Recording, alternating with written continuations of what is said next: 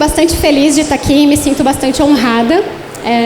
E eu estou super ansiosa e feliz por escutar a história de cada uma de vocês dentro da aquicultura. Eu gostaria de começar com a professora Maria Célia Portela. Como que a aquicultura foi parar na tua vida, professora? Como foi parar? Bom, inicialmente eu agradeço imensamente o convite da Marilza, da Fernanda, para estar aqui nesse momento, e faço minhas palavras da Fernanda sobre a Carol. Realmente foi uma perda, era uma liderança e é uma perda inigualável para a nossa atividade. A minha história na aquicultura, na piscicultura, tem muito a ver com a palestra do Guilherme, que acabou de apresentar aqui.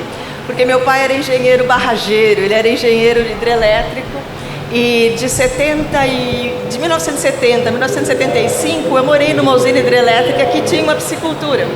E ali eu cresci dos 9 aos 13 anos e de lá para cá foi só paixão. Então foi assim que começou. Eu fui fazer biologia e sempre para trabalhar com peixe, na área científica. Então assim, a minha história dentro da aquicultura, ela tem a ver com ciência, com a produção de conhecimento. Então, minha conversa aqui com vocês hoje, né, é para falar sobre o papel da mulher na ciência da aquicultura aqui no Brasil. Mas eu queria também trazer um pouquinho do que eu tenho escutado pelo mundo afora, porque eu participei já de vários fóruns sobre a mulher na aquicultura em diversos países. Então eu também queria trazer o que eu escuto pelo mundo, não só aqui no Brasil, não só na ciência, mas o que a gente vê por aí. Bom, então assim, dentro da cadeia produtiva da aquicultura no Brasil, a gente vê que o papel da mulher em todos os segmentos, né? Vocês não estão olhando, mas está tudo lá atrás. Assim, em todos os segmentos a gente vê o papel da mulher e a mulher vem ganhando protagonismo. Porém, é um setor predominantemente masculino. Né? Então, assim, mesmo que a gente esteja por aí, nós estamos batalhando, nós estamos alcançando, ganhando espaço, o protagonismo ainda é masculino. Mas dentro dessa cadeia tem duas áreas aí, que é na área da ciência, né, da informação e da pesquisa, que é a área que eu tenho mais conhecimento, que eu gostaria de discutir aqui com vocês. Antes de falar da minha própria trajetória, eu gostaria de trazer alguns dados sobre a ciência mesmo, como ela está distribuída, né? Então, aqui no Brasil, a gente tem mais de 100 instituições de pesquisas espalhadas por todo o território nacional, com programas de pós-graduação, com programas de graduação na área que trata em alguma área da aquicultura. Né? De programas de pós-graduação, nós temos 10, dos quais 7 têm mestrado e doutorado. Desses 7, eu andei olhando no site, né, 5 programas disponibilizam as informações dos sites. Então eu fui olhar e fui ver os docentes dos programas de pós-graduação. Então a gente vê, por exemplo, no CAUNESP, na Federal de Santa Catarina, uma participação aí de pouco mais de 40% das mulheres. Mas outros programas, na UFAM, né, do INPA, na região norte, na UNOeste, na FURG, a participação das mulheres na docência, ela é muito menor. Assim. A gente vê também aí essa predominância dos homens. Quando eu pego o programa que eu conheço mais, que é onde eu trabalho, lá no CAUNESP, em Jaboticabal, a gente vê que os alunos formados no mestrado e no doutorado, uma participação maior de mulheres. 54% das tituladas são mulheres e de doutorandas 52%.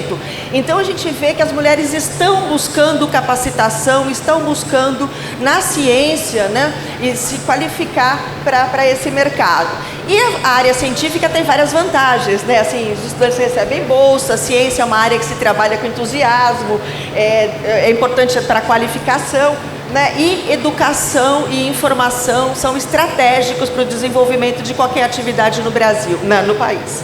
Mas, daí, se a gente for olhar aonde estão os doutores e as doutoras formadas lá no CAUNESP, né?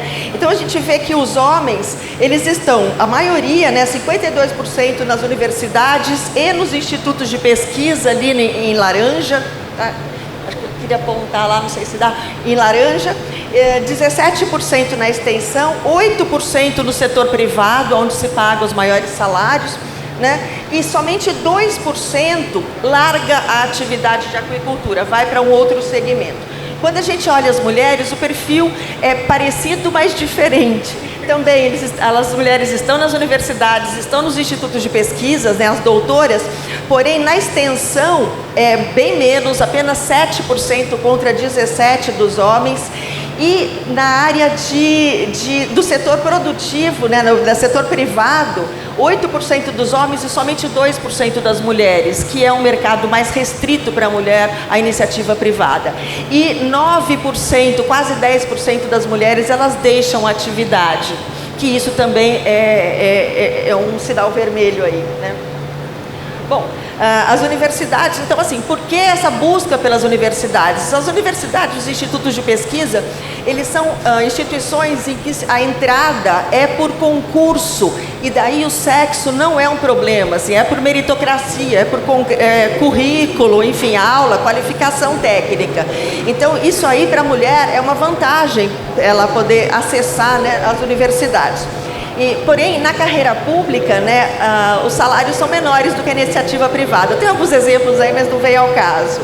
E as companhias privadas, elas pagam salários maiores, porém são mais restritivos à presença da mulher, principalmente a mulher jovem, a mulher que tem planos de carreira, mas também tem planos de investimento em vida pessoal.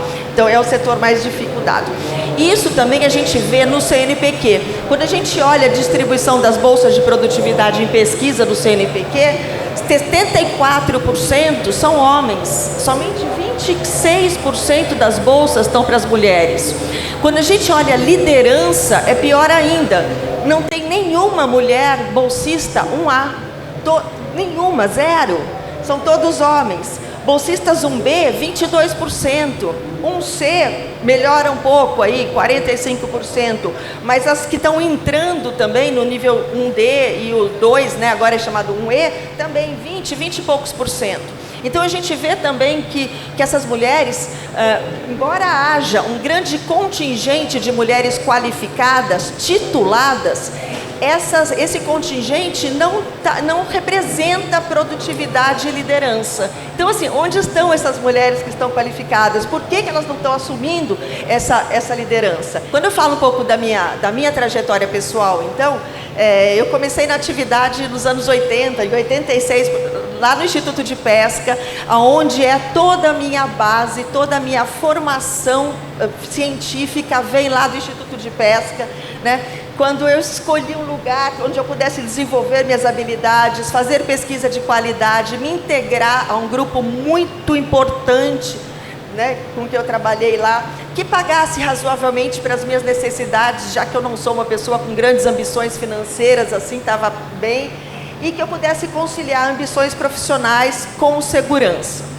Depois, mais para frente, em 2004, eu me mudei para a Unesp, né, e para o Centro de Aquicultura, tentando também uma conciliação com vida pessoal. Eu me casei com um professor da Unesp e acabei me mudando para lá, prestando um concurso para em Jaboticabal. Mas também pesou muito o fato da universidade ser um lugar onde eu possa trabalhar colaborativamente, com pessoas novas, competentes, com diferentes qualificações, que eu pudesse exercer o prazer que eu tenho em orientar, em dar aulas. Eu adoro fazer isso. Então tudo isso pesou bastante. E também na universidade o networking ele é bem interessante. Então assim, o que eu faço, né? As minhas atribuições. Eu dou aula na graduação e na pós-graduação. Eu oriento alunos de iniciação, de mestrado, doutorado, supervisiono pós-doc. E isso significa assim, identificar problemas, definir objetivos, fazer planejamento, executar os experimentos, fazer análise de dados, ajudar a escrever. Então são todas as atribuições que a gente faz dentro do processo científico. Faço atividades de extensão aqui no Brasil e no exterior, trabalho em direções de sociedade científica, em conselhos editoriais, network, e principalmente eu gasto muito tempo na frente da tela do computador, pedindo financiamento à pesquisa, procurando bolsa para os alunos, publicando, escrevendo artigos que eles batem e voltam. Então, assim, é um trabalho de escrivaninha, muito tempo. Lá no Unesp eu tenho 2 grupos de pesquisa, um em larvicultura de peixes nativos, que é a minha linha de pesquisa há quase 40 anos, eu trabalho com isso, E mais recentemente comecei a trabalhar também com produção integrada, principalmente aquaponia. E aí mostra um pouco do que a gente faz, né? Assim, aulas e defesas de tese, atividades de campo, então sair com alunos ou sair para atividade de campo, palestras no Brasil e no exterior, intercâmbios e colaborações científicas internacionais, participação em congressos, o que é importantíssimo dentro da área, porque é aí que a gente faz o nosso círculo, é aí que a gente faz o networking, é aí que a gente estabelece as conexões profissionais. Participação em redes internacionais também, por exemplo, a Blue Econet, a Larva Plus. Atuação na direção de sociedades científicas, então, por exemplo, do capítulo latino-americano da UOS, da Sociedade Mundial de Aquicultura, eu fui diretora, secretária, presidente, ex-presidente, vários anos trabalhando com isso, e isso me levou depois à presidência da UOS, que eu atuei aí durante 3 anos, eu fiquei no board da UOS como presidente. E nesse ponto eu queria destacar uma coisa. Durante a minha gestão na UOS, a UOS fez 50 anos. Foram 50 presidentes, somente 4 presidentes mulheres. Eu fui a primeira presidente, eu fui a 4ª, mas a primeira não norte-americana. Então há um desbalanço enorme também nessa questão. Então é algo importante para a gente pensar também, né? E esse trabalho todo leva, obviamente, a reconhecimentos que a gente tem muito orgulho, né? São prêmios e distinções e honrarias que acabam vindo em consequência de anos e anos e anos de trabalho afim. Convites importantes, assim, por exemplo, esse foi para uma palestra no Science Summit da Assembleia Geral das Nações Unidas em Nova York, foi uma palestra muito legal, uma palestra na Embaixada do Brasil, também lá em Berlim, para fazer uma consultoria para a FAO, para a proposição das diretrizes de aquicultura sustentável e do guia para transformar a aquicultura para atingir os objetivos do desenvolvimento sustentável. Então eu trabalhei nessas coisas em Roma.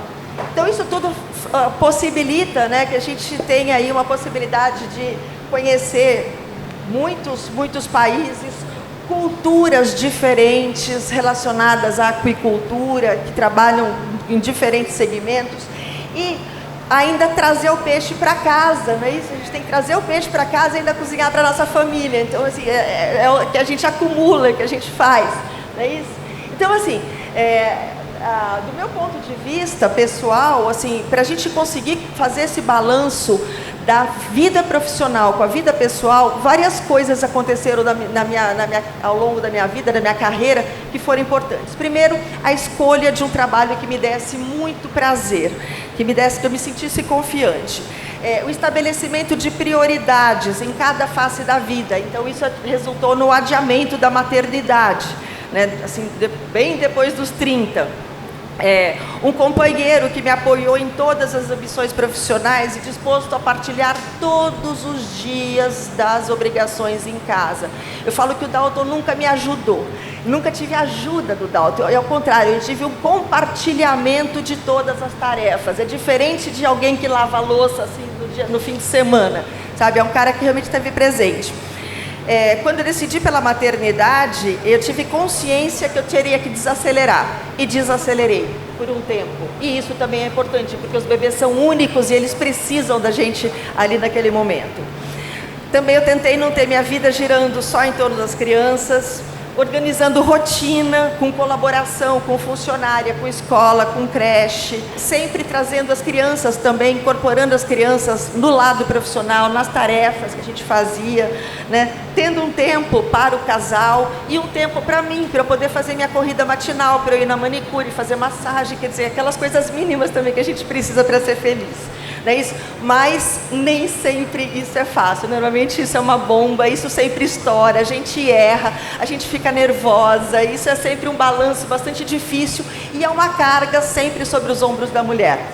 Bom, para terminar, eu gostaria de falar também, assim, não só da minha experiência, mas o que eu já ouvi por aí nos diferentes fóruns que eu já participei.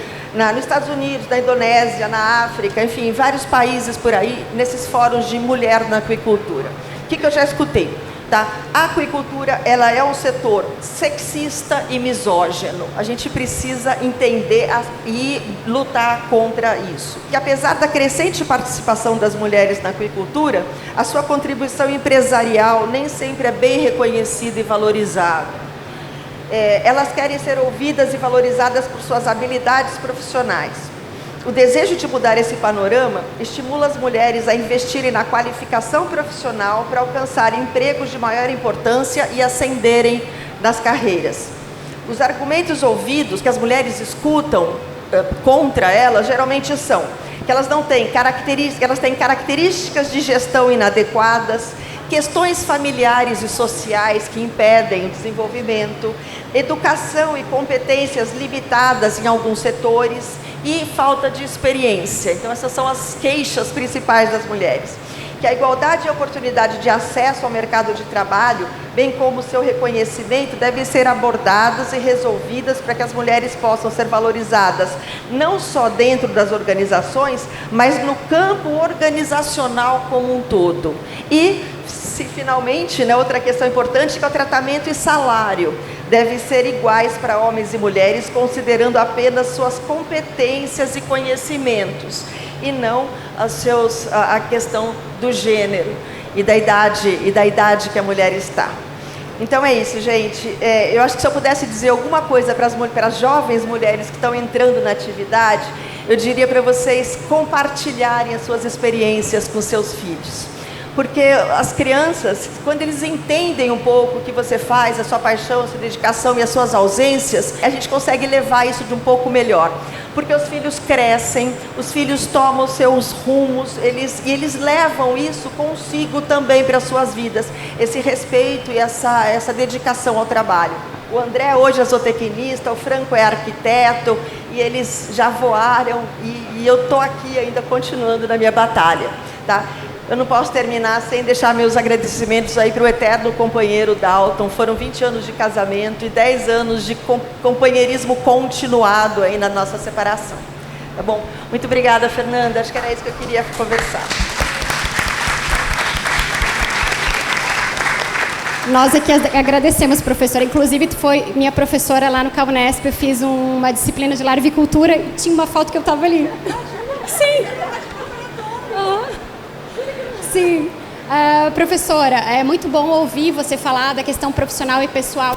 A gente se sente representada, mas não tem como deixar de comentar o slide da desigualdade nas bolsas de produtividade, mesmo com tanta qualificação. No teu ponto de vista, por que falta oportunidade para as mulheres e o que nós podemos fazer para combater essa situação?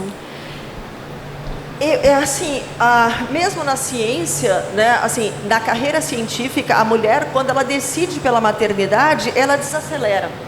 Ela desacelera e a gente tem esse tolhimento dentro da universidade, e isso resulta depois na dificuldade. Separa alguns anos para poder cuidar mais das suas questões pessoais. São 2 anos que você fica sem financiamento, naquilo você não publica, se você não faz a pesquisa, fica 2, 3 anos depois sem publicar. Hoje tudo é questão de mérito, a meritocracia é número, é quantificativo, é quantitativo. Então isso se reflete depois na competitividade da mulher com os homens. Mas o CNPq hoje entende isso. Eu não sei se vocês viram aí um blá blá blá que deu nos jornais aí, de um parecer que uma bolsista de produtividade recebeu, dizendo que o parecer foi que porque ela tinha muitos filhos, ela já tirou 2 filhos e isso tinha impactado demais a carreira, então ela não poderia receber uma bolsa de produtividade. E ela botou isso nos jornais e fez um bafafá, e o CNPq está revendo isso. Então, o CNPq agora, por norma, ele está dando 2 anos adicionais para as mulheres, para mulheres ou para homens que adotam filhos também, tá? Para parentalidade, para tentar diminuir um pouco essa desigualdade. Então, se você quer aplicar para uma bolsa de pós-doutorado ou de qualquer bolsa, você pode dizer que naquele período você teve gestação. Então, em vez de ser analisado por 5 anos, vão ser analisados no período de 7. Então, tentando aumentar um pouquinho esse intervalo para favorecer as mulheres e tentar dividir essas inigualdades. O CNPq também hoje está oferecendo bolsas para mulheres negras, então teve um edital específico para mulheres negras, também tentando diminuir um pouco uma desigualdade num campo ainda maior, né? Que além de mulher negra, é uma outra dificuldade, é uma outra desigualdade aí. Então, hoje, essas questões estão sendo tratadas no CNPq, mas a gente também ainda precisa continuar a nossa batalha. Não é fácil. Muito obrigada. Agora a gente vai seguir e vai para o Rio Grande do Sul, então a gente pode continuar contigo. Gabriela, como que a aquicultura foi parar na tua vida? Boa tarde a todos. Mais uma vez é um orgulho estar presente nesse painel. Quando a Marilza me mandou a mensagem para vir falar sobre como que a aquicultura entrou na minha vida, eu lembrei de uma fala de um senhor que me disse, né, agora na Páscoa, na Semana Santa, que na terceira-feira do peixe, no município de Coxilha, que é o meu município, né, que eu fico um pé em Passo Fundo e um pé em Coxilha, e ele disse assim, que para uma coisa dar certo, um louco tem que ter uma ideia, e outro louco tem que comprar, meu pai.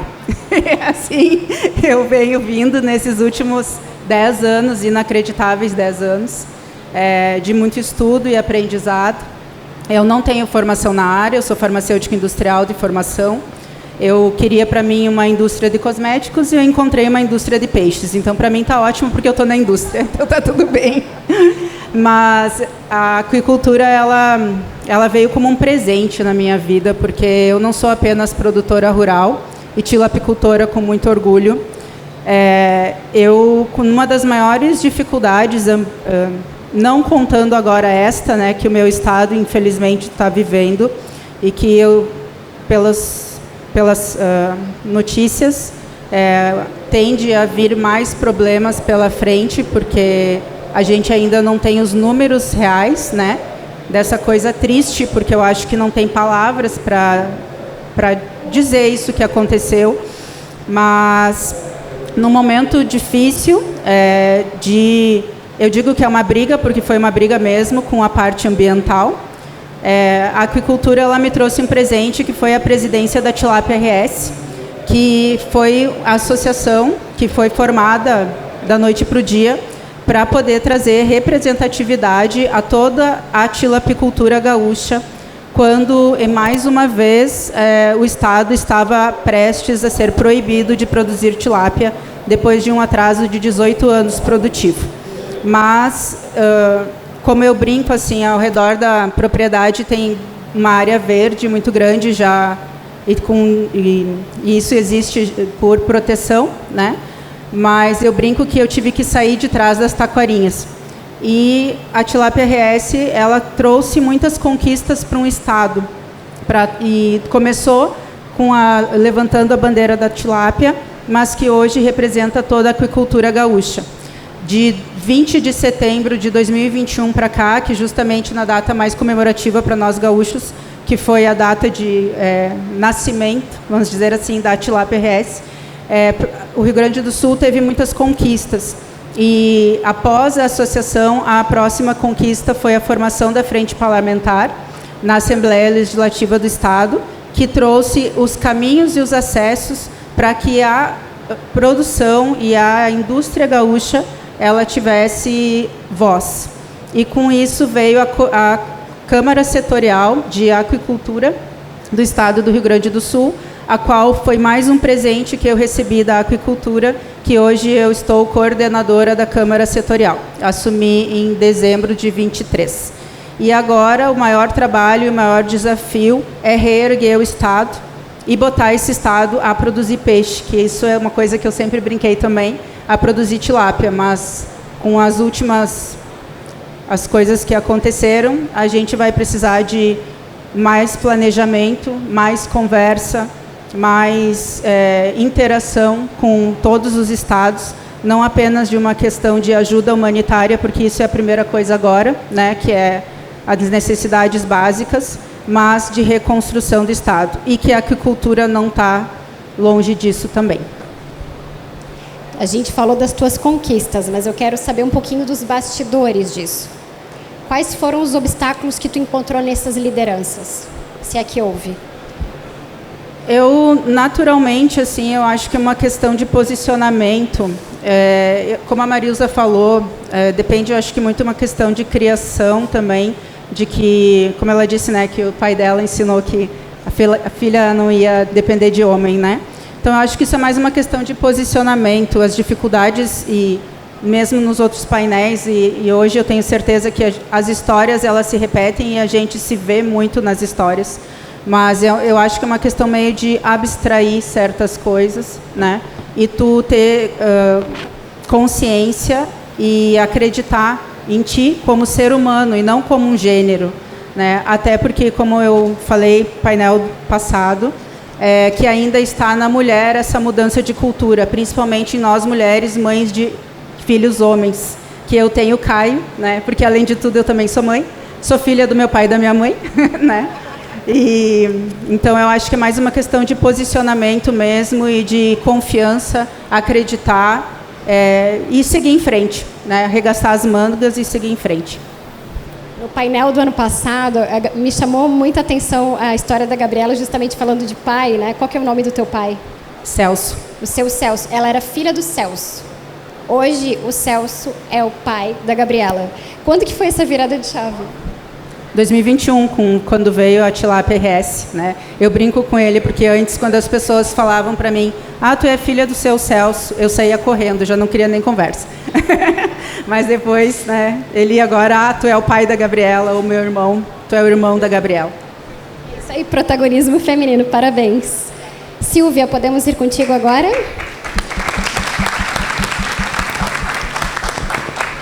Quem é a Silvia e como a aquicultura foi parar na tua vida? Eu queria, como as meninas já agradeceram, repetir o agradecimento pelo convite, por estar aqui. É uma honra estar aqui compartilhando esse momento com mulheres tão ousadas, que não tiveram medo. Que, inclusive, na Bíblia tem uma frase que se repete por 365 vezes e não é à toa. Essa frase é: não tenha medo. E nós não tivemos medo. E por isso estamos aqui. E durante toda a minha vida, eu perdi minha mãe aos 7 anos, uma família de comerciantes. E chegou um determinado momento que eu precisei mudar de área. Tive problemas no meu relacionamento, a parte financeira desabou. E eu precisei buscar uma nova atividade aos 44 anos. E um irmão meu me convidou para participar da empresa dele como vendedora de ração para peixe. E eu aceitei o desafio. Né? Então, assim, nós mulheres, nós não temos idade, nós não temos dia, nós não temos hora, a gente não tem como fugir, porque eu tinha que tomar conta dos meus 2 filhos e fazer deles pessoas boas para o nosso mundo.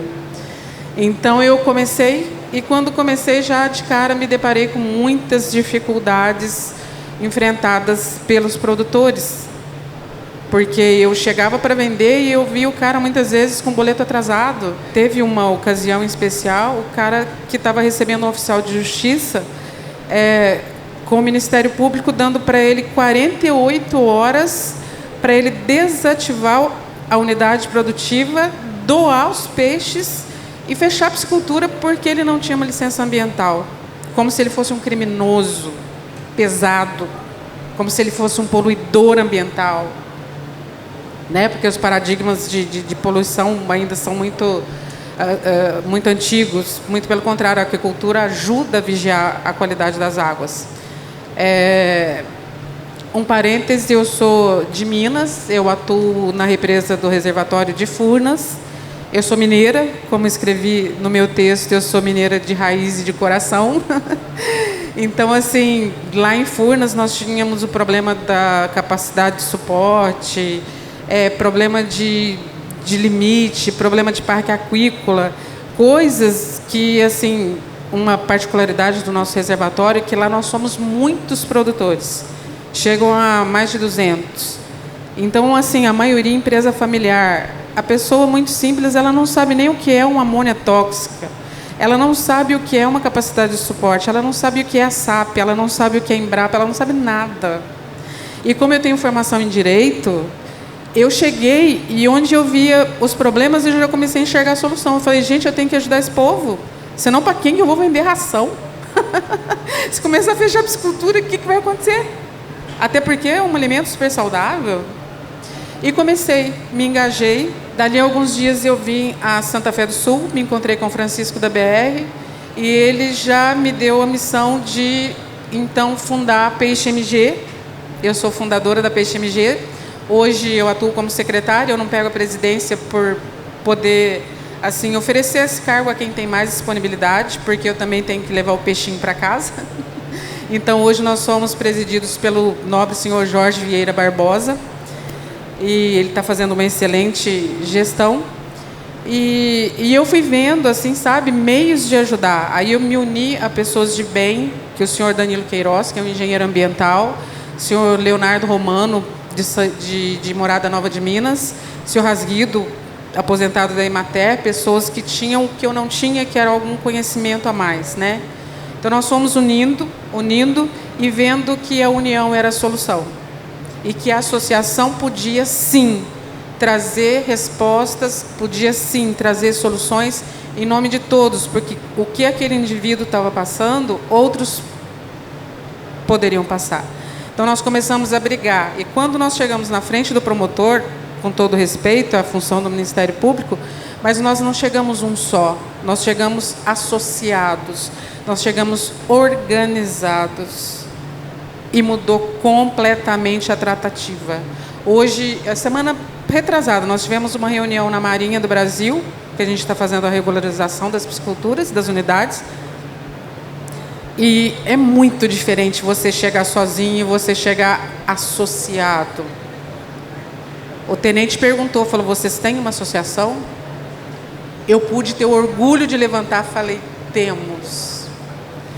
Estamos regularizando Furnas, já ele nos deu lá um prazo, vamos cumprir o prazo, porque nós somos de fibra, e nós teremos Furnas 100% regularizada, inclusive com as outorgas da Ana, e todo mundo trabalhando, gerando emprego, gerando renda, produzindo alimentos de qualidade.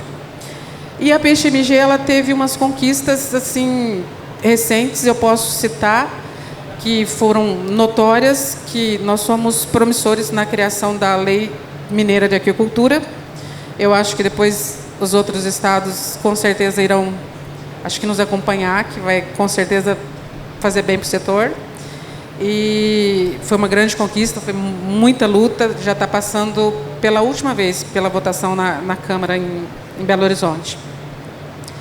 E aumentamos também a capacidade de suporte. Hoje nós temos, junto a Juliana, da SAP, parceira nossa, uma capacidade de suporte, e a eliminação, a extinção dos parques aquícolas nos deram a possibilidade de ter um número que vá suportar que todas as pisciculturas já existentes, com projetos protocolados, sejam regulamentadas e que possam trabalhar e ganhar o seu dinheirinho, o seu peixinho e dar andamento, né, gente, passar para os filhos e crescer, porque é notável que a aquicultura no Brasil cresceu muito nos últimos anos. E graças a esse não ter medo, graças a ter Deus sempre como guia, como mestre, Jesus, né? Eu não sei aqui da fé de cada um, mas sempre ter o coração puro e não ter medo mesmo. Enfrentar, lutar, porque nós somos umas pelas outras, uns pelos outros. Aqui ninguém compete com gênero, com idade, não existe limite. Veja só, Dona Ofélia, uma idade um pouco mais avançada que a minha, tem as menininhas que estão chegando. E realmente a frase que eu deixo para vocês é essa: não tenham medo. Foi graças a esse pensamento que eu entrei para a aquicultura. Vim até fantasiada aqui de representante comercial e com a logo da PXMG para frisar e não deixar passar em branco, né? Não deixar de falar que a mulher ela é multifunção. Eu vou na reunião da PXMG, volto, faço uma coisa, faço outra, vou na feira, né? Somos assim. E então foi assim a minha história. E eu acho que assim entrei na aquicultura e não saio mais. É uma ida sem volta. Como se diz, já criei escamas.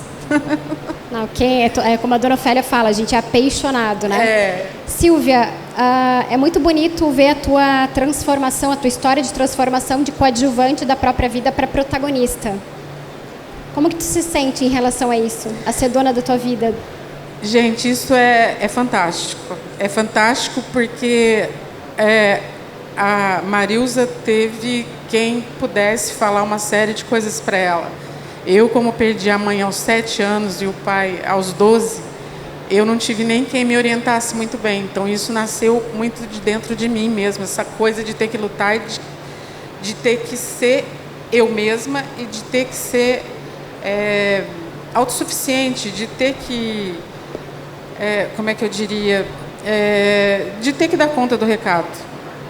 E eu posso dizer para vocês que foi muito saboroso. Foi incrível poder chegar e falar para os meus filhos, né, que depois a minha união, meu casamento acabou, poder falar para os meus filhos, eu sou dona da minha vida. Eu ajudo pessoas. Eu desde que comecei, assim como o primeiro dia que eu conversei com o Chico da BR, até hoje eu transformei vidas. Então, assim, como nós conversamos, eu sou merecedora, nós temos que nos permitir ser e acreditar e não desistir e pensar em crescer. E vou deixar também aqui um convite para todos que puderem conhecer Minas. Vocês vão gostar muito, muito mesmo. Lá tem um peixe delicioso. Aliás, a comida mineira é boa demais. Muito obrigada, parabéns. Estou sempre à disposição. Indo por lá, me procurem. Uma satisfação estar com vocês. Daniele de Bem Luiz. Quem é Daniele? Acho difícil quem não te conhece, mas se apresente e como que a aquicultura foi parar na tua vida. Depois de tantas histórias, né, se eu fosse falar como a aquicultura fosse parar na minha vida, eu ia resumir em 2 palavras: concurso público. Pronto, vou passar a palavra para o próximo. Fernanda e a Marilza, muito obrigada aqui por este convite. Eu relutei,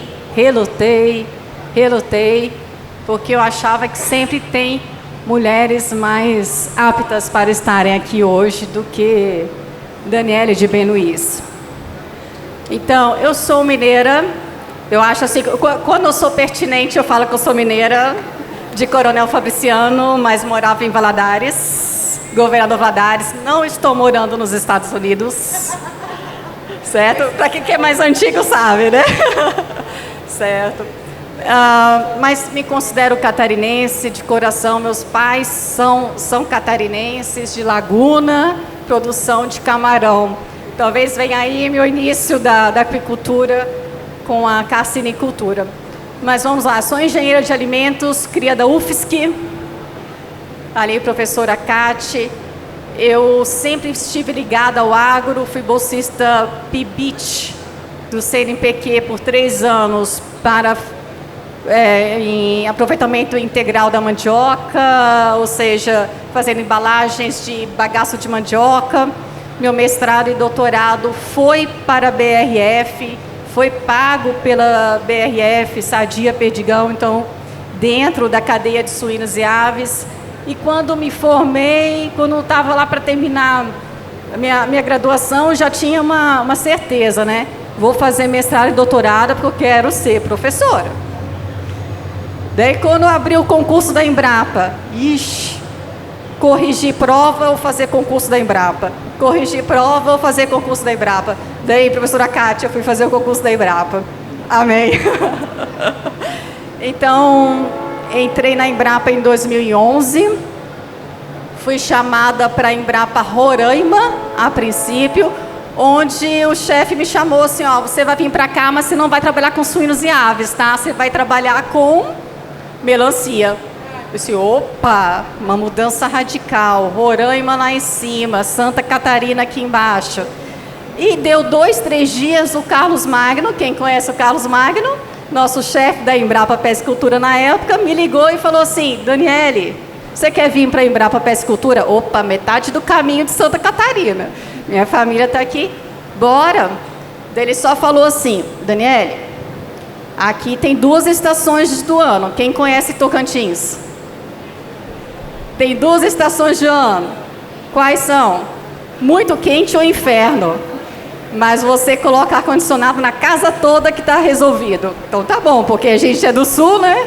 Friozinho. Então, beleza.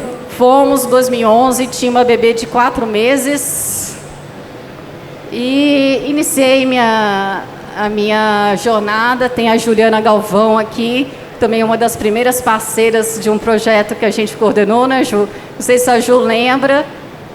O meu segundo filho, em 2012, nasceu, o bebezinho, aprovando o projeto quando estava de licença maternidade.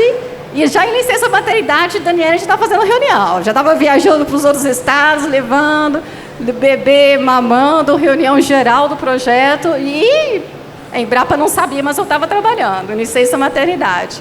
Então, isso foi me tornando parte do setor, porque, repito, eu sou do agro, independente da cadeia produtiva, eu sou de um país do agro, eu sou da Embrapa e eu sou do agro. Agro é pop, agro é tudo, não é não? Então é isso, somos do agro. E por que a professora Maria Célia falou da capacitação das mulheres, dos estudos, e por que, no teu ponto de vista, Daniele, que a gente não vê tantas mulheres na liderança? A professora falou uma coisa séria, a outra ali também falou, que a gente, quando está na maternidade, a gente esquece um pouco, né? Eu acho que eu pisei o pezinho. Mas quando a gente tem que ter um suporte, você teve suporte do seu marido, eu tenho suporte do meu marido, tenho suporte da minha mãe, que às vezes causa inveja. Ah, mas você tem sua mãe, você é dor de cotovelo. Minha mãe foi morar comigo, você é dor de cotovelo, porque você viaja. E é difícil, Eu tenho um filho hoje de 11 anos e uma menina de 13. Sabe quantos dias eu fiquei em casa no mês de abril? Se eu fiquei em casa no mês de abril 6 dias, foi muito, não é mesmo, Lícia? No mês de abril, viajando. Então, assim, acompanhando os filhos pelo WhatsApp, por videoconferência, vendo o feedback dos professores. Então, isso realmente é algo que dificulta para as mulheres e talvez seja mais fácil para os homens. Mas é gratificante. É gratificante quando, vou contar aqui, né? Quando eu virei chefe geral da Embrapa Pesca e Cultura, meu filho olhou assim para mim, mãe, então quer dizer que você vai mandar mais ainda? Eu falei assim, meu filho, mas a mãe trabalha muito, eu sou a primeira a chegar, a última a sair, porque eu só vou falar mais um relato. Quando eu decidi fazer concurso público, não foi por ser mais fácil, foi porque eu tive essa experiência na pós-graduação, dentro de uma empresa privada. Tive a experiência de tentar ter uma própria empresa. Meu irmão tinha a sua própria empresa. Mas eu pensei, é tanto imposto que a gente paga? É tanto imposto que cada um de vocês pagam. Então, onde que eu poderia estar trabalhando para fazer jus a todo imposto que meus pais pagaram a vida toda? E a todo imposto que os meus familiares pagam, que os meus amigos pagam.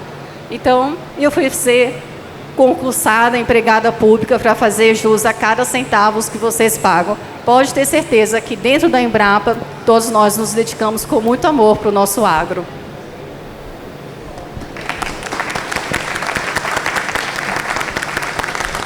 Eliette, podemos ir contigo agora? Boa tarde, meu nome é Eliette Pedrini. Eu sou da região do Grandes Lagos de Santa Fé do Sul. Eu era de São Paulo. Trabalhávamos com confecção. Tínhamos uma empresa domiciliar, né? Que trabalhávamos, começamos a crescer, ficamos com 15 pessoas e o sonho era voltar para Santa Fé. Meu marido é daqui. Viemos e quando nós chegamos aqui, nós deparamos com uma situação completamente diferente de São Paulo. São Paulo você anda na 5ª, 6ª, 7ª, 8ª marcha. Quando eu cheguei em Santa Fé, para tudo muito devagar, muito tranquilo. Aí aquilo assim, é muito complicado, não tinha as pessoas com experiência dentro da nossa área, então foi muito complicado. Meu marido na luta de procurar serviço, ele era muito agitado, não tinha nada na área dele que pudesse, ele cortava lá. Fazia um corte, para quem entende de confecção, faz um corte, sai 500 mil peças, enquanto eu estava lá correndo para fazer as peças, ele ficava parado. Aí ele ficava louco, desesperado, querendo alguma coisa. E ele começou a correr com esse negócio de piscicultura, porque vieram com uma ideia devido à quantidade de água que existia na nossa região. Ele foi um dos mentores, junto com a Marilza, a montar todo esse potencial que temos na nossa região. Só que como eu sou mulher, ele foi trabalhando, foi passando, foram abrindo empresas e assim, ele era uma pessoa que tinha as ideias, mas nós não tínhamos condições. Então ele foi trabalhando, saiu de uma empresa, foi para outra, tudo na área de piscicultura, até quando resolvemos montar a nossa piscicultura. Montamos a nossa piscicultura, aí para mim o negócio foi diferente. Eu tinha as crianças já numa idade, que é o Felipe e o Rodrigo. Eles estavam numa idade de pré-adolescência. Perdi o meu pai logo no primeiro ano. Foi um baque muito grande, que meu pai não estava comigo. A minha mãe também não morava próximo. Eu estava nessa região, mexendo com uma atividade completamente diferente.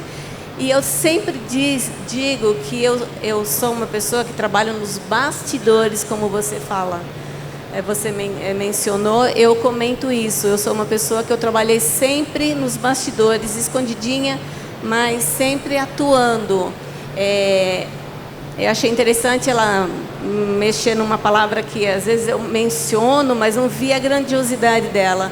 Eu me sinto assim, um alicerce da nossa empresa, da nossa região, assim, porque eu vejo naquilo como um divisor de águas, não só para a minha família, mas para muitas famílias, para toda a região ali. Foi uma coisa assim que alavancou. E assim, eu só tenho muito a agradecer a Deus, porque durante esse percurso que nós tivemos, foram muitos altos e baixos, baixa de água, vamos mudar de cidade, levar a piscicultura para outro lugar. Aí fomos para Pereira Barreto, lugar totalmente diferente do que era a nossa realidade. Tivemos, depois de um ano, voltar para trás, porque as águas voltaram e a qualidade da água era diferente. E isso resultava no nosso produto. Voltamos, montamos fábrica de ração, enfim, foi assim um monte de passos. Aí veio a pandemia. Chegou a pandemia, na nossa região foi complicado. Como nós tínhamos montado essa pequena fábrica de ração, era só fazer a ração e jogar para o peixe, não dá para você vender, porque não tem como secar. Fez a ração, joga para o peixe. Todo mundo quebrando, você via, a gente escutava de outras pisciculturas sofrendo e nós tranquilos lá, né? Até que bateu na nossa porta. Infelizmente veio a dificuldade, que não tinha matéria-prima, não tinha como a gente fazer o nosso produto, e nós ficamos com uma fábrica parada e um monte de peixe para alimentar.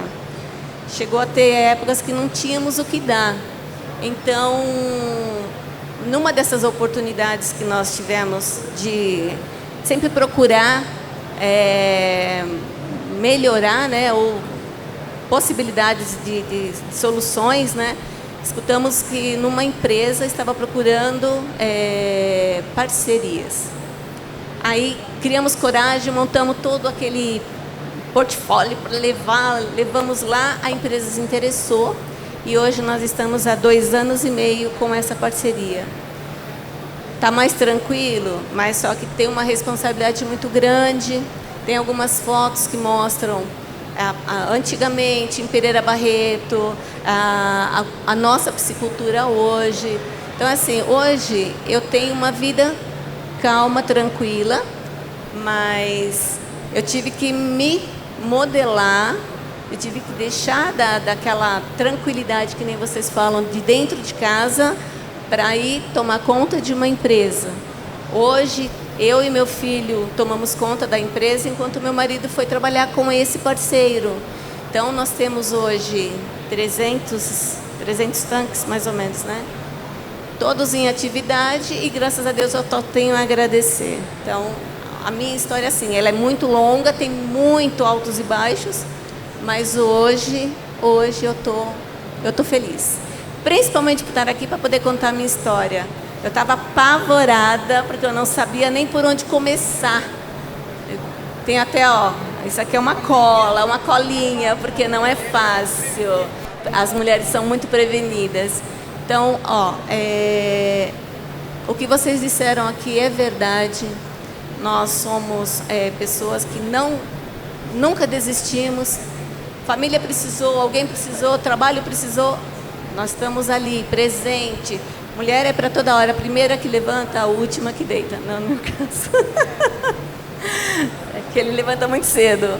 Mas estou aqui, estou feliz e essa é a minha história.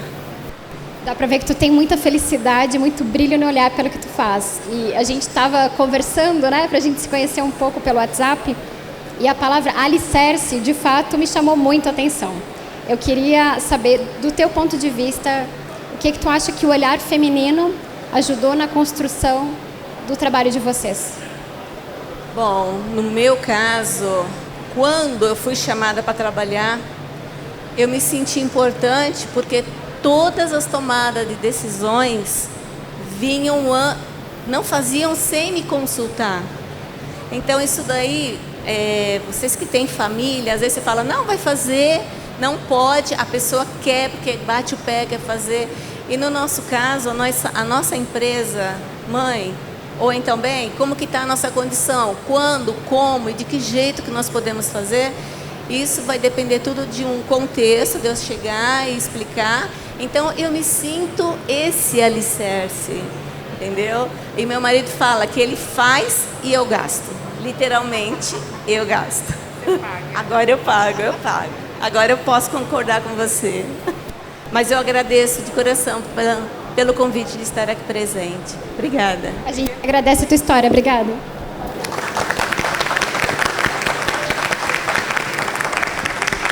E agora a gente vai para Rondônia, com a Jaqueline do Tambaqui. Jaque, te apresenta para quem não te conhece e como que a aquicultura foi parar na tua vida.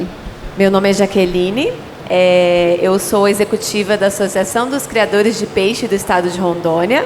É como se fosse a Peixe RO, né? Eu vi as meninas falando Peixe MG, Tilápia RS e... Como a aquicultura entrou na minha vida? Bom, primeiro, ela teve 3 momentos muito decisivos. Primeiro, eu casei com um peixeiro.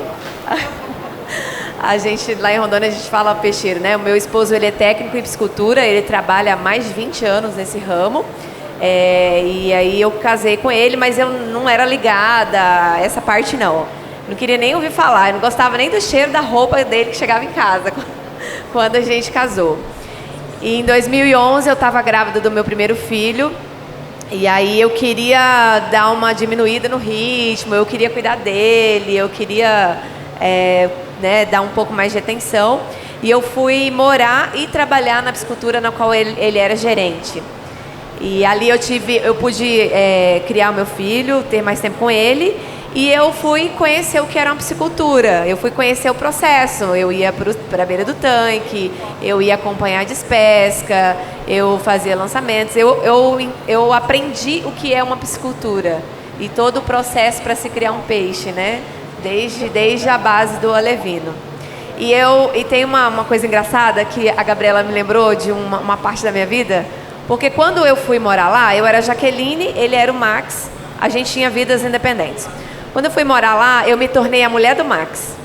E eu tinha uma raiva disso, porque as pessoas ligavam lá para falar com a mulher do Max e falava, não, mas aqui é a secretária, a Jaqueline. Não, mas é a mulher do Max que está falando? E eu tinha muita raiva disso, porque não, eu era uma pessoa, eu existia antes de ir para lá, né? E aí, quando meu filho, eu fiquei lá 4 anos, quando ele entrou em idade escolar, eu retornei para a cidade para colocá-la na escola. E aí eu não queria trabalhar, eu queria ficar um tempo sem trabalhar, queria descansar, queria ser só a esposa do Max, né? E aí eu conheci o Paco e ele convenceu meu marido, conversou com meu marido que queria que eu fosse trabalhar na Cripar, e a princípio eu não queria, porque eu queria ficar um tempo de folga, mas aí ele conversou com meu marido me convenceu, e aí quando eu fui para entrar na Cripar, eu estava grávida de novo. E aí eu fui lá e falei para ele, eu tô grávida. Ele falou, não tem problema, pode vir. E aí eu entrei na Cripar, que foi um outro momento decisivo em relação à aquicultura, que eu fui aprender uma outra parte, um outro mundo, que é bem grande, né? Fui conhecer outras pessoas. O meu segundo filho já foi diferente, né? Eu estava para entrar na sala de parto e o médico querendo me levar. Não, peraí, que eu tenho que mandar um e-mail. Estava no meio de um evento, nosso primeiro fórum da piscicultura, e eu, não, peraí, que eu tenho que mandar listas de quem já se inscreveu. Calma aí. E assim como a Dani também, ele nasceu e eu já engatada no evento também.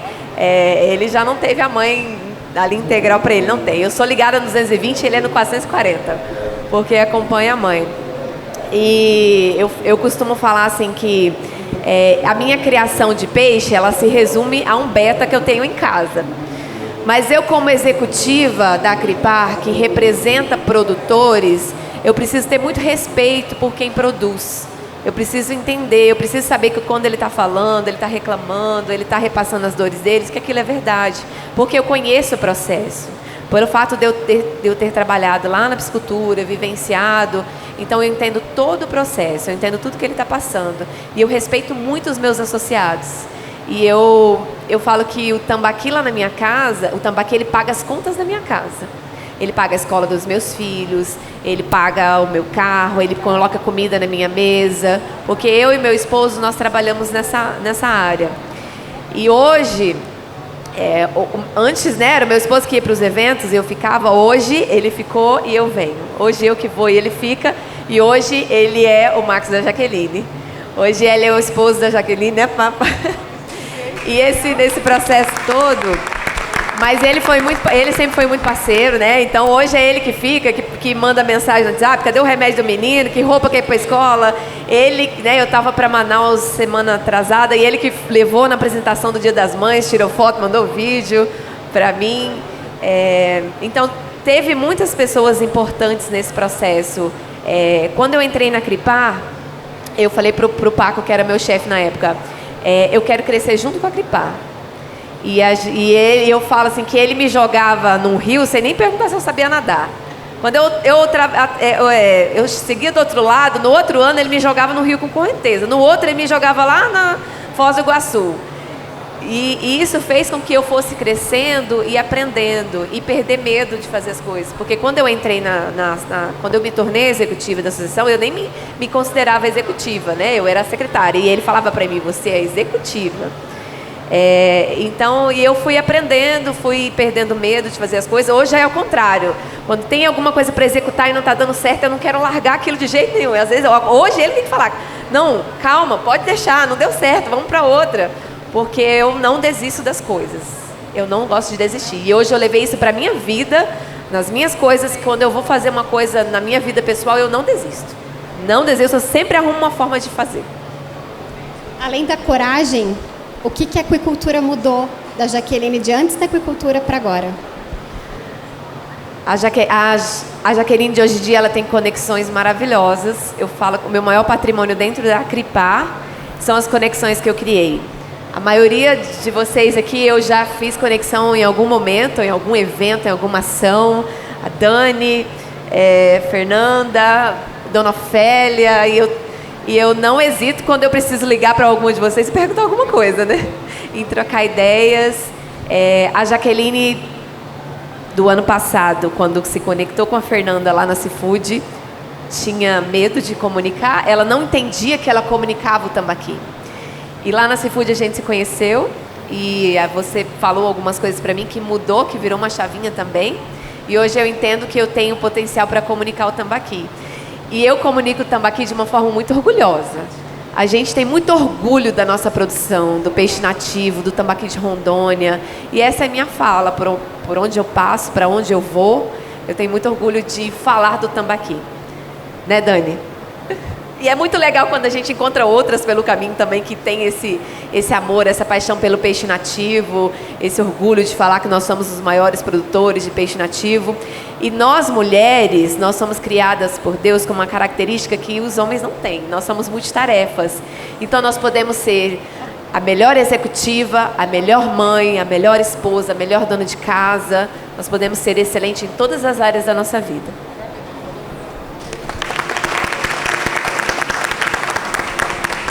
Parabéns. Maravilhosa sempre. Agora a gente sai de Rondônia e vai para Bahia, pode ser? Jaqueline Chaves, quem é você e o que é aquicultura, como que a aquicultura entrou na tua vida? Boa tarde a todos, né? Quero agradecer o convite e estar participando aqui. Ano passado eu fui convidada, mas terminei adoecendo e não participei desse painel e a Marilza fez o convite novamente, né? Sou Jaqueline Chaves. Já quero me emocionar, mas não posso. Como todo mundo está falando de filhos, né, de vida, a aquicultura entrou na minha vida como? Aos 19 anos, né, entrei na faculdade, um curso de engenharia de pesca, lá em Paulo Afonso, na Bahia. E, na verdade, eu queria ser fisioterapeuta, né? Fiz os vestibulares, não passei. E nesse caminho, antes de até ter o resultado do vestibular, eu descobri uma gravidez, né, com 19 anos. Então, na minha cabeça já foi o que um professor do ensino médio dizia: eu quero ver vocês no caixa de supermercado com o bucho pelas goelas, como a gente fala lá. Então já veio na minha cabeça, né? Vou trabalhar em mercadinho, para onde é que eu vou? E aí tive que casar, porque foi gravidez antes do casamento, e veio o resultado. Passei para engenharia de pesca, não acreditava, só acreditei quando eu fiz a matrícula mesmo, e já entrei forrada, né? Com o bucho forrado, como diz. Então a gestação da minha primeira filha, justamente abençoada, foi praticamente o primeiro período da faculdade, né? Depois, quando a gente voltou no segundo período, com uma semana mais ou menos, foi quando eu a tive. E tive muito apoio dos colegas, né? Tem até um colega aqui que eu chamo, que é um amigo, irmão. Eu com bucho pelas goelas, era ele quem me chamava. Vamos para a faculdade, 12:30. Eu com um carro na garagem do meu ex-marido, mas eu ia a pé com ele. Depois que ela nasceu, tinha que levar para a família, a avó dela, para depois ir para a faculdade, enfim. E terminou que eu tive que decidir entre o casamento e a faculdade, não é? Então, decidi, né, continuar minha faculdade. E nisso era minha filha em todos os cantos no tempo de faculdade. Era com a bolsa de roupa, de mamadeira, de água. E vamos embora. E os colegas passavam de braço em braço. A gente costuma dizer que é a mascote da turma, né? E fui seguindo. No tempo da graduação, eu não... Sempre fui ousada e teimosa, né? Eu cresci escutando isso da minha mãe. Você é muito teimosa. Você é muito teimosa. E sempre fui. E aí... todas as oportunidades que apareciam, de curso, de estágio, eu estava lá no meio, né? Tive uma rede de apoio muito boa para minha filha, né? Tinha pessoas que ficavam com ela, para eu poder também desenvolver. E aí, quando a gente terminou a graduação, em 2003, né? Somos primeira turma da Bahia, era o 5º curso no país, a gente também não sabia nem onde era que a gente estava entrando, na verdade, né? Engenharia de pesca. E o que é que faz o engenheiro de pesca? E vou até dizer uma coisa aqui, que diziam, só sabe pegar na vara, vai ensinar a pegar na vara. Então, assim, tinha até esse preconceito, né? E eu tive, assim, uma oportunidade muito grande, né, de um empresário, que eu aceitei o estágio. Inclusive, inicialmente, o engenheiro responsável queria me deixar na fazenda numa segunda-feira e só pegar no sábado, no domingo ou no sábado de manhã. E eu disse, eu vou. Mamãe, a senhora fica com Juliana. E vai fazer o quê? Vou. Foi quando esse empresário, ele é árabe, e ele disse, não, eu não quero ela lá sozinha, porque tinha o pessoal que fazia tanques rede, né? E aí foi quando ele disse, procure alguns colegas que queiram estar com você. E aí chamei mais 4 colegas da faculdade, e a gente ficava dividindo, a gente colocava ração, tive que aprender a remar, carregava sacos de ração, então vamos embora. Ia nos fins de semana, levava minha mãe, minha avó, minha filha, remava, levava todo mundo e segui. Terminando a faculdade, ele me deu a oportunidade, me fez o convite de continuar trabalhando com ele. Nós também tivemos uma dificuldade, que o nosso curso só foi ser reconhecido 5 anos depois. Então, assim, como era que ia conseguir uma oportunidade de trabalhar como engenheiro de pesca se eu não tinha CREA? Mas ele apostou, né? Ele chegou e disse para mim assim, olha, aqui tem um telefone, naquele tempo, em 2004, 2005, uma conta de telefone era muito caro, né, para fazer ligações. Está aqui os telefones, está aqui os contatos e vamos começar a fazer regularização das pisciculturas. E aí comecei, né, ligar para Brasília, aprender, ler, estudar. Por incrível que pareça, né, acontecia de eu estar ligando, né, para o órgão e uma mulher me atender e às vezes desligar até na minha cara. E aí eu chegava para ele e dizia, Web, o nome dele, Web, eu não consegui. Agora eu vou ter que jogar meu charme. E eu dizia, e realmente era isso, ele tinha que jogar o charme dele para poder ter as respostas que eu queria, né? Nessa empresa também, eu me lembro que ele dizia que eu era o braço direito dele, né? Então, tudo você resolve, tudo você pode se apresentar como a segunda pessoa. E foi quando veio um engenheiro. Ele contratou esse engenheiro e o salário dele muito maior do que o meu. E eu questionei. Eu não sou muito de questionar assim, mas sim, mas por que mesmo? Mas é porque ele é de fora, ele tem mais experiência, não sei o que, não sei o que. Tá bom, então passe a bola toda para ele, que eu não vou ficar sendo a segunda pessoa. E cadê também, né? E também me deparei com ele uma situação de que ele não queria me passar informações. Então, enquanto o dono dizia, já que eu preciso saber disso. A gente foi fazer um trabalho, um levantamento de áreas para a piscicultura, e ele vai passar as informações para você. E eu chegava, pedia as informações, ele fazia porque eu não estava nem ouvindo. E eu começava, digo, olha, não estou conseguindo, ele não me passa as informações. Aí ele chegou e você não sabe trabalhar. O dono da empresa, você não sabe trabalhar em equipe. E aí eu disse, eu não posso fazer nada se ele não quer me passar as informações. E aí, com o tempo, ele foi percebendo que realmente ele não queria passar, ganhava mais do que eu, mas mesmo assim, acho que por machismo, não sei, não queria me passar as informações. E dentre outras situações que eu passei, né, relacionado a essa questão do homem, da mulher, né, na atividade, da mulher na aquicultura, e de outro chegar para mim e dizer, eu trabalho com a minha equipe, já que ele não faz parte da minha equipe. E com esse mesmo dono da empresa, ele também não acreditava, porque também não me passava as informações, o engenheiro de campo. E depois ele disse, realmente está difícil as pessoas quererem trabalhar com você. Mesmo assim, ele sempre me incentivando, sempre me dando coragem. A gente brigava muito porque ele dizia que eu não era ambiciosa, você não é ambiciosa. E eu fui criada, né, como se a ambição fosse uma coisa ruim, né? E eu dizia, mas eu também não quero muito dinheiro mesmo, não. Então, assim, a gente tinha esses embates. E daí eu fiz eu sou engenheira de pesca, sou engenheira de segurança do trabalho também. E nesse tempo eu fiz uma seleção para dar aula na área de segurança do trabalho. E aí foi quando eu fui chamada, fui para Aracaju e fui dar aula em cursos técnicos na área de segurança do trabalho. Foi quando eu saí da atividade e não queria mais saber. Não queria mais saber da atividade. E aí entrei no mestrado em desenvolvimento do meio ambiente. Também foi difícil, porque quando a gente entrou, na aula inaugural, a coordenadora disse logo assim, não inventem de engravidar. Era a primeira coisa que ela dizia, né? Eu não tinha bolsa e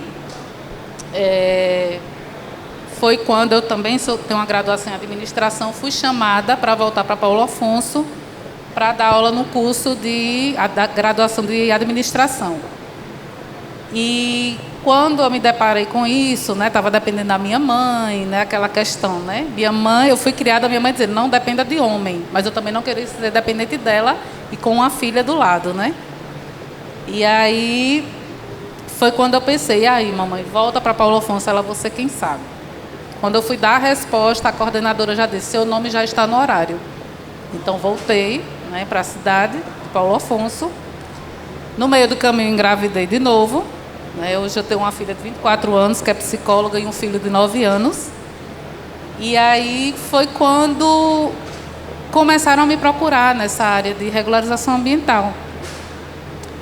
E um outro psicultor, né, eu sou muito grata a ele, ele me deu a ideia, Jaqueline, por que você não começa a acompanhar os licenciamentos, as condicionantes? Aí eu ficava, será que isso vai dar certo? Ele, não, comece. E aí foi quando eu comecei a abrir minha empresa.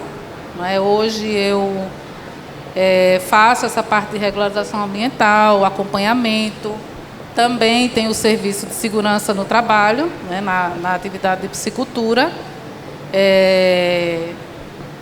Tive o meu filho, né? Fiquei um tempo com o pai dele, ele também piscicultor. Inclusive, teve uma situação na Aquixô, em Santa Fé, que essa história de dizer fulana de fulano, né? Ele até ficou surpreso quando um vendedor de ração disse bem assim, alguém falou de você? E eu fiquei, fulano de fulana, né? fulano de Jaqueline. Então, ele ficou impactado, né? Porque não foi o contrário. E ele costumava dizer assim, que você tem referência por minha causa. Né? E assim... E, na verdade, não foi. E hoje, atuo nessa área, quase 90% das pisciculturas lá na região. Eu tenho um cliente também, que ele foi o engenheiro supervisor de estágio, que ele me massacrou. Ele não aceitava o curso de engenharia de pesca na cidade, e dizia que, não sei para que mulher está no meio de piscicultura. Então, ele fazia assim, chamava o técnico, coloque ela lá numa piscicultura, coloque ela na sexta-feira, vai pegar ela no domingo. Não tinha banheiro, não tinha nada. Eu dizia, ele quer que eu diga que eu não vou, mas eu vou. Então, assim, eu não baixei a cabeça em nenhum momento. Sempre fui teimosa, determinada. Tem horas que não vamos negar, né? Às vezes a gente bate assim uma insegurança, um medo. Às vezes as pessoas chegam e dizem, você é guerreira. Tem hora que eu digo, eu não quero ser guerreira. Não é? Por que a gente tem que ser guerreira? Então, assim, a gente fala dos filhos. Na faculdade, né? Meu filho nasceu quando eu estava dando aula. Eu, na verdade, fui convidada a sair porque eu dava prioridade em amamentar meu filho. Então, chegava a hora de ir para a faculdade, que ele chorava, como até os 7 meses só era peito mesmo, né? Eu só amamentava, era por demanda. Então, se ele chorasse, eu podia estar arrumada para ir para a faculdade, largava tudo e dizia, não, eu só vou depois que ele terminar. E isso pesou muito, né? Porque, mas tem tantas mulheres que teve filhos e conseguiu conciliar. Eu digo, mas eu não estou conseguindo. E ponto final. Então, assim, temos nossas frustrações, né? Aqui todas falaram, né, que a gente pode ser uma ótima dona de casa, uma ótima mãe, mas quando eu saio com o coração bem apertado. A minha filha era desse jeito, eu vivia no mundo e ela esperando pela mãe.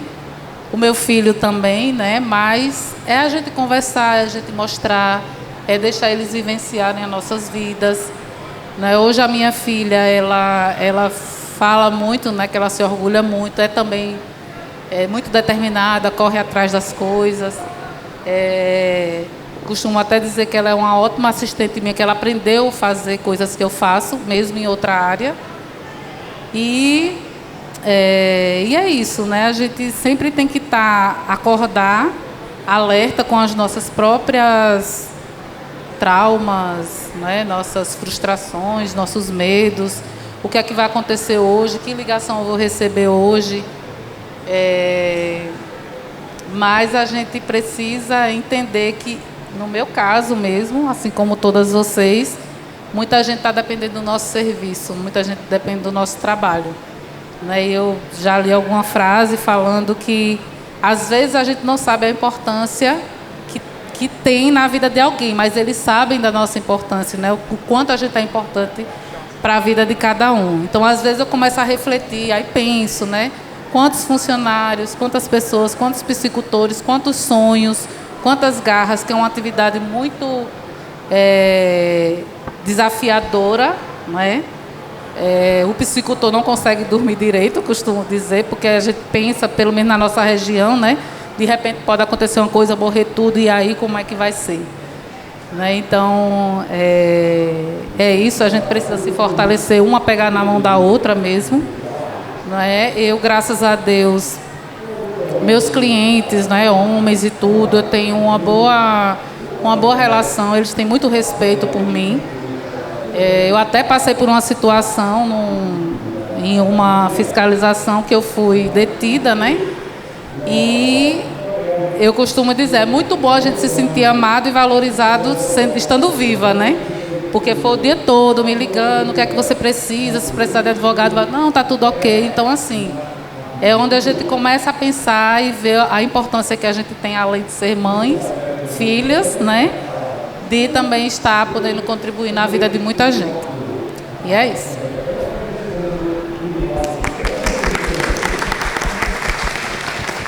E olhando para trás, a tua trajetória, o que tu mais sente orgulho? É da minha teimosia, da minha ousadia. Sabe que tu falou teimosia, obstinação. Teimosia parece uma coisa ruim, obstinação é tão melhor, então você é obstinada. Sim. Então, assim, de realmente acordar, e hoje eu estava com dor de cabeça para vir, porque da outra vez eu adoeci. Eu digo, não é possível, isso já é o psicológico. Então, de só dor de cabeça, você não é minha, vá-se embora. Né? Então, é dessa obstinação mesmo. Parabéns. De sempre seguir. Obrigada. Vamos então com a Creuza. Quem é a Creuza e como que a aquicultura foi parar na tua vida? Eu sou de Londrina, sou bióloga formada na Universidade Estadual de Londrina, mas, assim, a minha vida dentro da piscicultura, eu estava até brincando com a Jaqueline aqui, eu falei, para de contar a minha história, que eu vou trocar só o nome do marido. E como a Dani falou também, quando a Marilza me ligou, me convidando, né, para estar participando aqui com vocês, eu, falei, não, sabe, né, tem outras histórias, né, outras mulheres, aí eu, não, mas enfim, eu falei, estou aqui, vamos lá. Que a minha vida, eu coloquei ali que foi em 94, né, mas na verdade, foi ali em 87, como diz a Jaqueline, eu não comecei a piscicultura, eu conheci um peixeiro, né?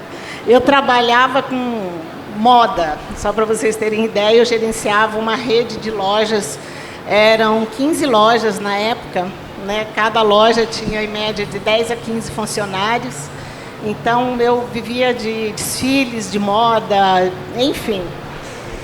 E aí eu trabalhei nessa empresa por 18 anos, e aí foi que eu conheci o peixeiro, o professor Júlio, que está aqui. Todo mundo conhece ele como professor Júlio. E ele veio para Londrina dando aula na universidade. Não, ele não foi meu professor. Então, aí, no que eu conheci ele, depois, o meu filho nasceu em 96, a minha filha nasceu em 93, e eu trabalhava, como diz a Dani, assim, eu ficava poucos dias em casa, né? E na época foi assim, ou você para e fica com as crianças que eles precisam agora de você, ou depois lá na frente não vai ter volta.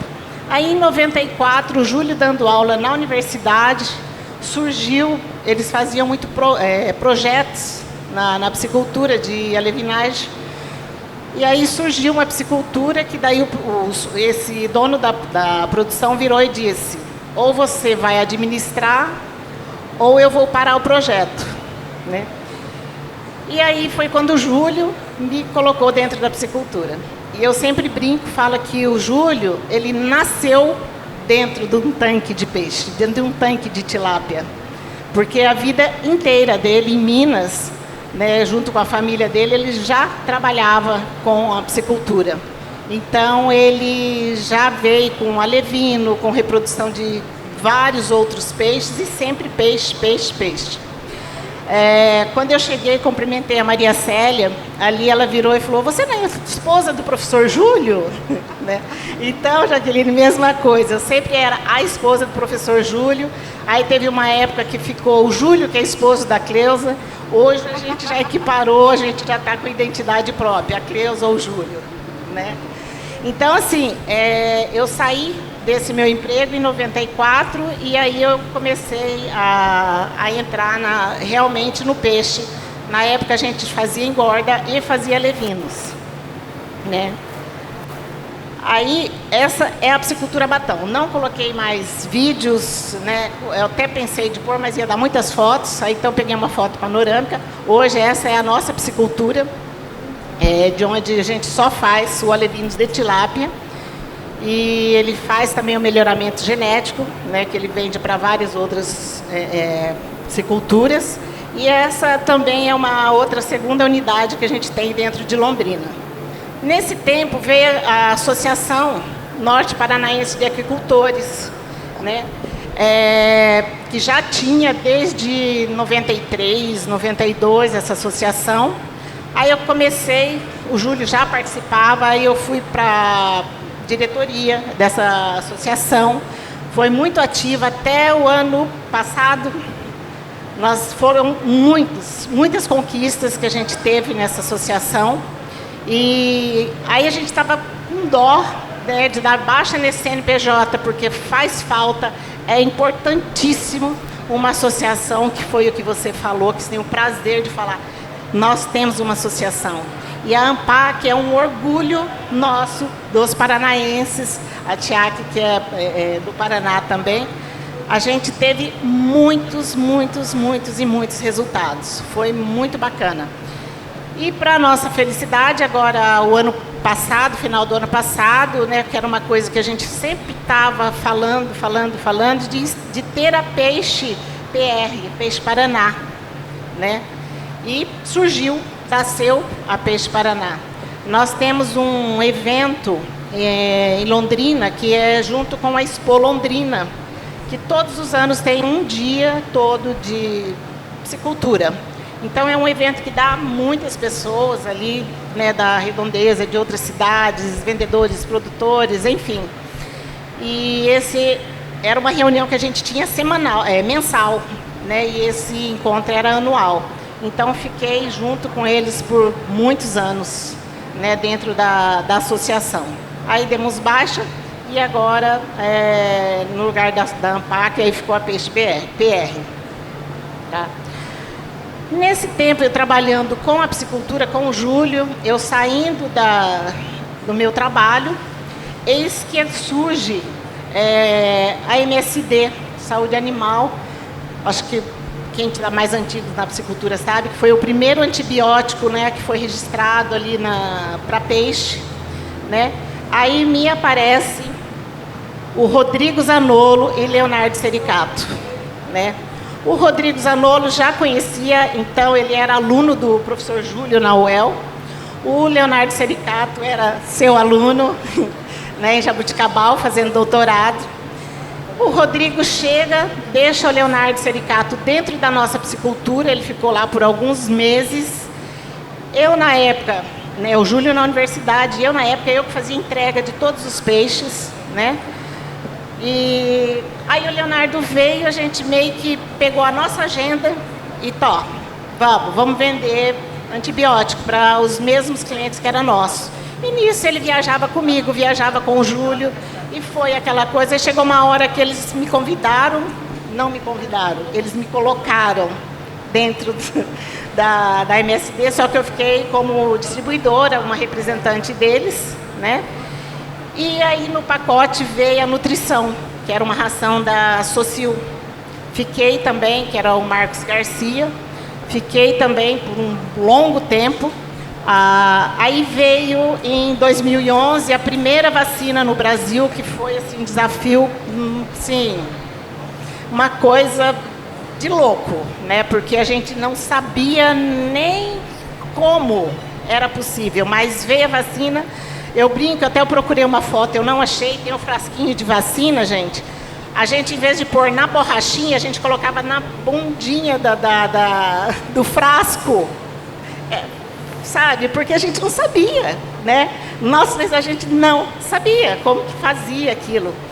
Então, assim, a primeira vacinação foi aqui em Santa Fé do Sul, aqui na Tilápia do Brasil. Depois, a segunda na Genesis, tudo experimental, né? E a gente ali, o Caunesp também ajudou bastante, sabe, ali, né, participando com a gente, o pessoal da Universidade Estadual de Londrina. E aí foi aquela corrida. Aí teve, olha a situação, a gente vacinando, gente, no sol, ali a gente tinha noção, não tinha, sabe? Ali a gente começava a vacinar ali 10 mil, depois para 20 mil, depois foi para 30 mil, 40 mil peixes por dia, né? Até o dia que a gente bateu o recorde. A gente vacinou 80 mil peixes na piscicultura da TIAC. Num dia, aquela equipe ali, ó, nós vacinamos 80 mil peixes. Aí a gente falou, não, agora a gente vai, sabe? Então, esse foi o primeiro cliente comercial de vacina no Brasil. Foi ele e na piscicultura cristalina do Mauro Nakata. Ao mesmo tempo, a gente foi o primeiro cliente. Aí eu fiquei desde 2008 até agora, dezembro de 2023. Eu me desliguei da MSD Saúde Animal e então aí eu passei a bola. Eu fiz o vestibular, eu sou bióloga, como eu falei para vocês, com 2 crianças, né? Eu tava meu filho com 3 para 4 anos, minha filha 2 anos. Aí eu já estava na piscicultura, eu já estava trabalhando, vendendo antibiótico, junto com o Leonardo Sericato, com o Zanolo. Aí um dia eu virei e falei, gente, vou fazer um curso, né, de graduação. Aí comecei a estudar. Tinha anos que eu não pegava num livro, que eu não pegava no caderno. Aí 1 ano ali, passei na UEL, aí fui fazer biologia. Os meus filhos eram mais conhecidos dentro da universidade do que eu, né? Então, ali já foi na minha formatura, né? Na turma 2000 ali. Eles já estavam enormes. Então, hoje meu filho está com 30 anos, é médico, está fazendo neurocirurgia, minha filha já fez faculdade também. E então já estão seguindo a vida dele, já tem uma neta quase que do tamanho dela, uma neta com 3 anos de idade. Então, assim, aí você fala assim, você teve medo? Não, hora nenhuma, gente, eu só fui. Foi acontecendo, e nesse tempo, eu que entregava o alevino, o Júlio estava dentro da universidade, o Júlio estava orientando, o Júlio, quando o Herman nasceu, a Ana Célia hoje estava conversando comigo, quando o Herman nasceu, o Júlio estava fazendo doutorado em Jabuticabal, Aí hoje eu conversando com ela, contando dele que ele já é médico formado. Quando ele nasceu, o Júlio não estava em casa, ele estava lá em Jabuticabal, aqui, né, em Jabuticabal. Então, assim, foi muito tempo eu sozinha, eu, a psicultura, eu, filho, e ainda eu estava ali junto, aos poucos, com a MSD. E tô. Aí, gente, olha, essa é a grande novidade. Eu, Cleusa, lá na minha vida de modista, de loja, e era loja masculina, 100% masculina, a rede que eu administrava lá. Hoje, faz 6 anos, aliás, dia 4 agora de junho, faz 6 anos que eu tenho uma loja em Londrina, eu também trabalhando com peixe ainda, aí voltei a trabalhar com moda masculina, que chama Papo de Homem PH Store. Essa logo com 2 peixinhos, ela é a própria logo da Psicultura Matão. E é a minha logo da loja PH Store. Ela fica em Londrina, dentro de uma galeria, né? E eu continuo trabalhando com o peixe. Como eu deixei a MSD o ano passado, eu deixei nutrição lá já faz um tempo, mas a psicultura, a olevinagem, eu estou assim, paralelo com o Júlio, né? Hoje ele é aposentado da universidade, ele dedica 100% às 2 psiculturas. Aí, por isso que eu fui montar a loja, que eu estava com tempo ocioso, tá? Eu estava ficando muito tempo em casa. Exatamente, eu estava ficando muito tempo à toa. Então, estou com essa loja já faz 6 anos. E aí, acho que é isso, Fernanda. Creuza, se pudesse dar um conselho para a Creuza de 1994, de 30 anos atrás, o que tu diria para ela? Com certeza eu tirava o salto 10 da forma que eu tirei e colocaria a galocha. Mas não tem a menor dúvida. A gente estava conversando nos bastidores que eu perguntei, tu se encontrou na aquicultura? Com certeza, Fernanda. Eu me encontrei... Aliás, eu sempre falo que... a Marilza, né, ainda falou qual que é a contribuição sua para a psicultura. Eu não sei qual que é maior, se é eu contribuindo com eles, mas eu ainda acho que é eles contribuindo comigo. Porque eu acho que cada dia que eu passei em cima de uma balsa daquela vacinando peixe, não tem nada que paga o que eu aprendi com eles. E eu sempre chego na Barranca do Rio, na verdade eu trabalhava ali na linha do Paranapanema, não sei se alguém conhece, que ele vai de Euclides da Cunha até Fartura, né?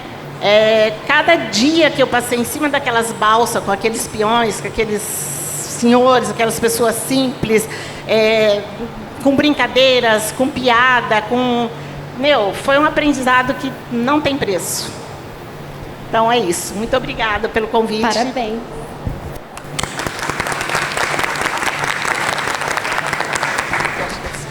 Estamos encerrando. Queria agradecer a participação de cada uma de vocês, como isso é importante para a gente ter ainda mais representatividade. Espero que vocês tenham gostado e se emocionado tanto quanto eu me emocionei. Parabéns. Sigam brilhando e sigam fazendo a mudança no mundo.